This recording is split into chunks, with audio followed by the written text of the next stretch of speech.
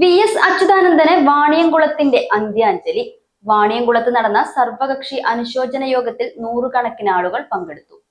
അന്തരിച്ച മുൻ മുഖ്യമന്ത്രിയും മുതിർന്ന CPIM നേതാവുമായിരുന്ന വി.എസ്. അച്യുതാനന്ദന്റെ നിര്യാണത്തിൽ വാണിയംകുളത്ത് മൗനജാഥയും സർവകക്ഷി അനുശോചനവും സംഘടിപ്പിച്ചു. CPIM വാണിയംകുളം ലോക്കൽ കമ്മിറ്റിയുടെ നേതൃത്വത്തിലായിരുന്നു സർവകക്ഷി നേതാക്കളെ പങ്കെടുപ്പിച്ചുകൊണ്ടുള്ള അനുശോചന പരിപാടി നടന്നത്. വാണിയംകുളത്തെയും പരിസര പ്രദേശങ്ങളിലെയും വി.എസിനെ സ്നേഹിച്ചിരുന്ന നൂറുകണക്കിന് ആളുകളാണ് മൗനജാഥയിലും യോഗത്തിലും പങ്കെടുത്തത്. CPIM ഏരിയ കമ്മിറ്റി അംഗം KP സുധീർ അനുശോചന പ്രഭാഷണം നടത്തി. 102 വയസ്സിലാണ് അല്ലെങ്കിൽ 102 വയസ്സാകാൻ പോകുന്ന സന്ദർഭത്തിലാണ് വി.എസ്. വിടവാങ്ങുന്നത്.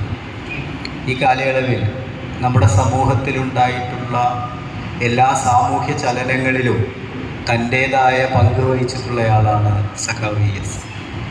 വി.എസിൻ്റെ ജീവിതം തന്നെ ഒരു പോരാട്ടമാണ്.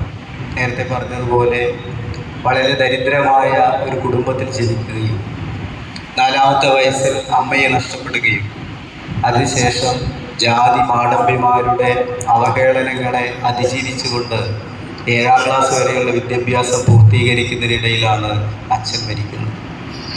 അതിനുശേഷം അദ്ദേഹം ജ്യേഷ്ഠൻ്റെ തയ്യൽ കടയിൽ ജോലി ചെയ്യുന്നു. അതിനുശേഷം അവിടെ ആസ്പിൻവാൾ കമ്പനിയിലെ ഒരു ജീവനക്കാരനായി ചെയ്യുന്നു. അവിടെ ജോലിയിൽ പ്രവേശിക്കുന്നു. അവിടെ ദുരിതമനുഭവിക്കുന്ന ആളുകളുടെ പ്രശ്നങ്ങൾ ഉയർത്തിപ്പിടിച്ചുകൊണ്ട് അവരുടെ പ്രശ്നങ്ങൾക്ക് പരിഹാരം കാണുന്നതിന് വേണ്ടിയുള്ള ശ്രമങ്ങൾ വളരെ ചെറുപ്പത്തിലെ അദ്ദേഹം ആരംഭിക്കുകയാണ്. CPIM local committee secretary TP Bhaskaran സ്വാഗതം ആശംസിച്ചു. ബ്ലോക്ക് പഞ്ചായത്ത് സ്ഥിരം സമിതി അധ്യക്ഷ NP കോമളം അധ്യക്ഷയായി.